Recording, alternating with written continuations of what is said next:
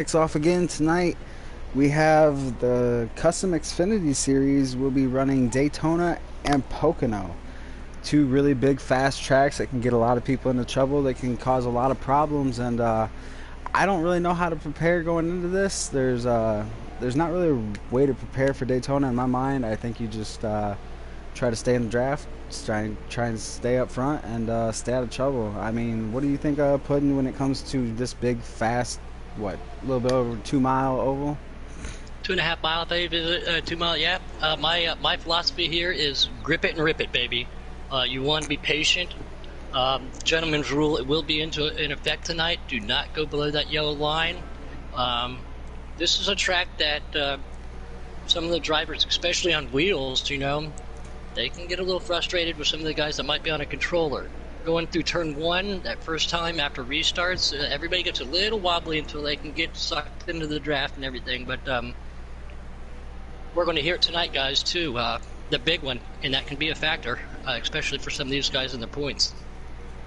Well, and as we're going to check in with them points as we get a rundown here, we've actually got 16 cars lined off to go tonight. We're going times 3 wear, cautions, stages. It's going to be fun. We've got Woodruff, Fat Patch, Lil Man, Matty B, Pendle, Robbie, Trey, Boom, Bulk, Jake, Dark Knight, Tommy, Jay Wood, Habab, I think that's how you pronounce it. Mm-hmm. Yep. We got Motorsports and G9 Gamers, so we got a pretty good field going on tonight. Do you feel like this is an appropriate pack size for running here, or? Perfect. I agree. Even if you're not close to a teammate, you will find a teammate, maybe some satellite teams. I talked to a couple of the captains of these teams. They were working real closely with these guys, super secretively at that, on these guys' setups. So some of the captains I know out there, these guys might be running a Noco horsepower. Some of them might be running K-Taddy horsepower in their setups and stuff, guys. So that, again, it's awesome to have that and see the support from their team come down and be like, hey, this is how I do it. Don't tell anybody, but that's what teams do. Oh, definitely. Well, this is one of the only leagues that we run that is not in a playoff format. It is still old school points. So heading into tonight, we actually have Jake Giroux has been running away with this championship. If it wouldn't been for him being sick last week and being able to miss both events, I don't think the points should be as close as they are. But Jake's leading the points with 906. Woodruff is in second. He closed that gap by about 76 points last week. He's got 776. We got Pendle coming in third. Our broadcasting teammate, Robbie Vids, he's sitting fourth in points heading into tonight. Followed by Trey, Habab, Jackson Strong, Jay Wood, Bulk Crusher, and G9 Gamer round out your top 10 in points. That's a pretty good field to have here. A lot of these guys I race with, I like racing around them. It's hard to really find anybody in Giggity that you really don't like racing around. You build such a good relationship throughout this league with the fellow drivers and teammates, and even opposite teams too. So, and we were talking to today too, Robbie and I, a guy we used to play with a lot, Heat 3. He's from Indianapolis. His name is Weedman. He's a good guy. Just now got the game, and he himself was super surprised at how good this gameplay is. But he said, Robbie, you're racing Daytona. He said, just put it on a 1 and floor it. Even on customs, you can't do that. These guys have so much time and invested in that rear gear, their shift points, if they did change their transmission ratios, shocks and springs, downforce, how these cars suck up, tape-wise, tire pressures. It's not just, put it on a 1 and go like a public lobby.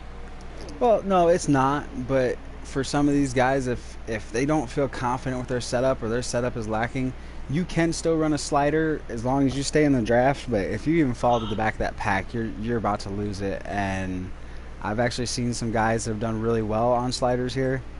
I've seen some guys actually put up some times with the fast guys when they're stuck in the pack. But once you lose that draft or get outside of that little bubble of air, you're at such a disadvantage here. Now, you brought it up earlier. especially with that draft, which you were just saying too, Arch. Let's say a teammate might get, accidentally door jammed or bumped into that wall, and he falls back and then starts to lose that draft. Do you think we'll see teammates fall back to pick their teammate up so they're not going to be more than half a lap down? I would hope so. Me as a driver personally, there's been races where, and I know that people are just going to say, oh, that was just regular lobby and stuff, but I will literally jump out of the pack and I'll push a car that runs out of gas, or I'll sit there and I'll work my way around it to help out a teammate, man. Anything you can do to help out your teammates, you normally do. Yeah, you're going to lose some time, but, we do have cautions. We do have stages. You have the chances to make up. So instead of letting your teammate get even further behind, go back there, pick them up. You guys sit there and work together. That also gives you guys private drafting time. I mean, which is something that a lot of these guys don't get to work on with our work schedules and family schedules and stuff like that. So they can sit there and run nose to tail without anybody else being around them and start to figure out how they like to run together. They can switch positions, see who leads better, who follows better. It could really be a big advantage, and so sometimes falling back isn't the worst thing at this track. Especially with cautions and stages, you're going to get back up there, and unfortunately, you don't want to see it, but in a tight group net pack like this, we might see a couple more cautions than normal. Hope not, but you can bank on at least one or two, unfortunately, at Daytona. But knowing that you've got stages, I would do the same thing. If I see somebody get bumped, pull back, and like you said, work on your team chemistry to get yourself forward at the next advancing stage. And that's the key thing right now. We're coming down to, I believe, the last 2 or 3 races of the season after tonight. So I don't see there being much opportunity to gain points left. So tonight you have to be strong. You have to be solid. You have to put in a solid performance every stage, because them stage points add up at the end of the night. And with Jake already having as big a lead as he has, the battle really now is for second in points. And that's going to be an interesting battle to watch. Like I said, we've got really good guys battling for that position. Let's not bring this up, not forget, too, after Daytona, which is a stressful race, Pocono. Talking to a couple of these drivers today, too, are not super happy about Pocono. So if they have a unfortunate circumstance at Daytona, and then they're going to a track that they don't care for, they're going to really have to try to push forward, too. How do you feel about Pocono? Like, what is your mindset on it? I love Pocono.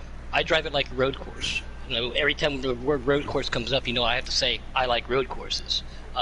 3 different corners, obviously, all different types of banking, different brake points, different shift points if you set your car up like that for custom racing. I love Pocono. I know some people don't care for it, but I like it. That's just me, though. The turn 1, we know a lot of banking there, and the tendency is to get back in that throttle real sooner than what you want. You got to remember to be patient through turn 1. Let that car roll through that corner, get it to rotate, then get back on the gas. Then you go down that long back stretch. You got a flat corner. Be careful. You hit that wrong, you're going to come up and pancake that outside wall. Going into turn 3, there's that safer barrier. You want to get as close as that as you can, but remember, it bumps out at you, so you can dine in that corner off to make that huge long straightaway into turn 1. And remember, your shift points or braking points down that straightaway when you're going almost 200 miles an hour in a draft there. Well, you said the road course factor. Do you think that's why so many drivers have problems with this? Because for me, I don't really have a problem with it. I always back up my corners, so for me this is natural to just release a little bit early. And I don't really use the brake in any of these corners. I release on the gas early enough, and I just let my car roll. Yeah, I don't like using the brake here. Sometimes if there's a car in front of you that might, or in that draft, depending upon where they get off of the gas or something like that, I'm the same way. I don't use the brake unless I absolutely have to, because it is a momentum killer there. Pocono, is like Daytona, is a very big momentum-based track. Sorry, guys. So, I like Pocono. I don't know if I could actually go up to Poconos just because I've got a little personal vendetta with a buddy up there. Just kidding. But I actually would love to go see this racetrack, and a lot of people know this too, that track was built by a doctor back in the day who wanted something so unique, and that's why he made it the shape that he did with all the corners that he did. He definitely made it unique, and he definitely made it challenging. I see tonight being the breaking point for some of these drivers and their chance at the points championship, especially in this series. Seems how it is not a playoff format. I think Yeah. that. Oh, go ahead, bud. No, I was just agreeing with you. Yeah, with that not having a playoff format, every critical point, every position, like we always say, every race, but everything is a big factor. And if you're not careful about when you pit at Pocono, it's one of those tracks where you may not go a lap down, but both of these tracks being super aero sensitive. So if you have to repair damage, and the guy in front of you, for example, at Daytona, or even quote unquote your drafting partner down the straightaways at Pocono gets out a couple seconds ahead of you while you're repairing damage, that could be a make or break 3 or 4 positions in those points that you desperately need.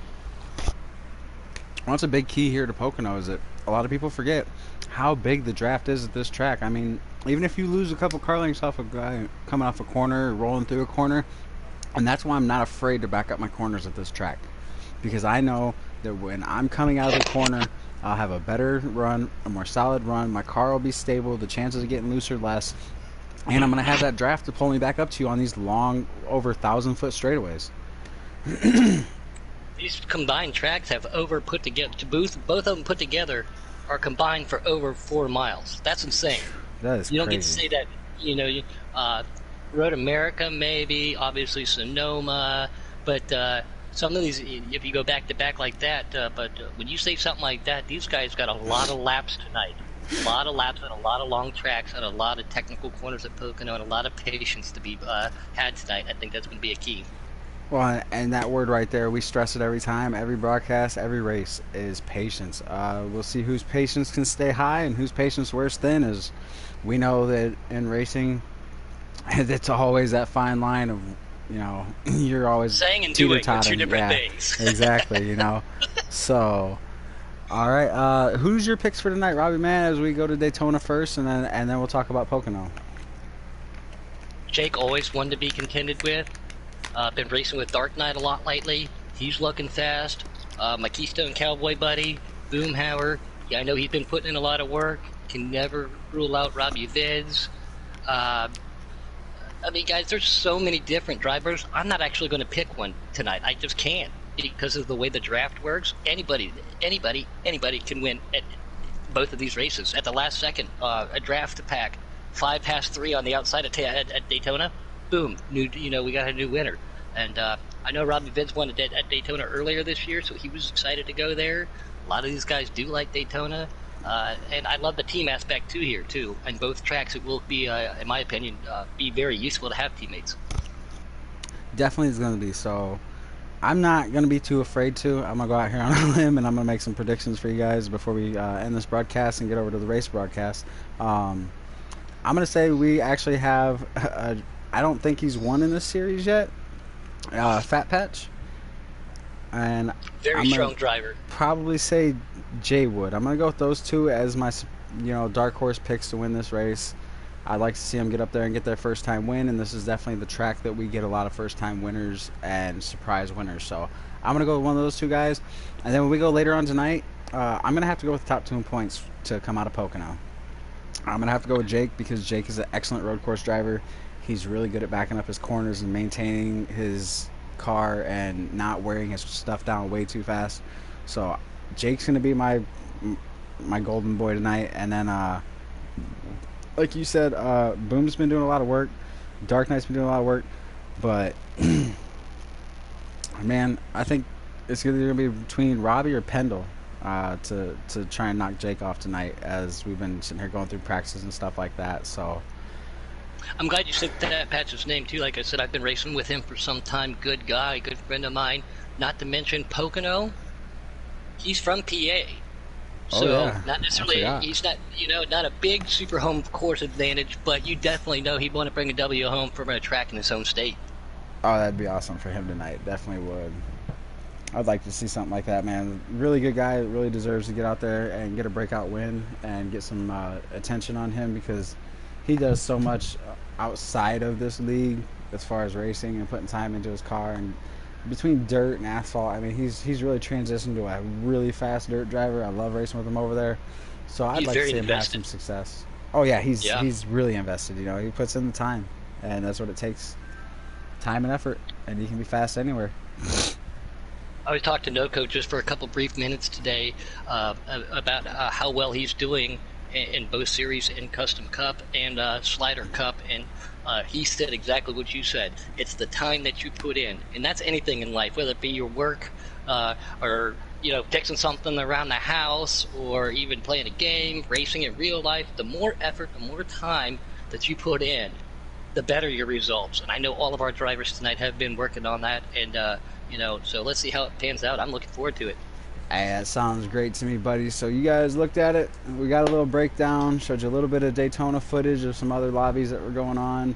You guys see it's fast. You guys see it's treacherous, and you see these guys are going to be making moves at over 200 miles an hour. So we're going to get out of here for a minute. We're going to give these guys time to finish qualifying, and we'll be back with you guys here for the race in about 5-10 minutes, man. So you guys have a good time, and I hope this race is as satisfying for you guys as for me mostly because I love watching this racing. I love this broadcasting. Absolutely love it. Yeah, I mean, I was getting way excited last night. Man, I was just, especially at the Roval. Oh yeah, you loved it, man. You're having a blast. I loved it. All right, guys. We're gonna sign off real quick, and we'll be back in just a little bit. Oh yeah, no problem, buddy.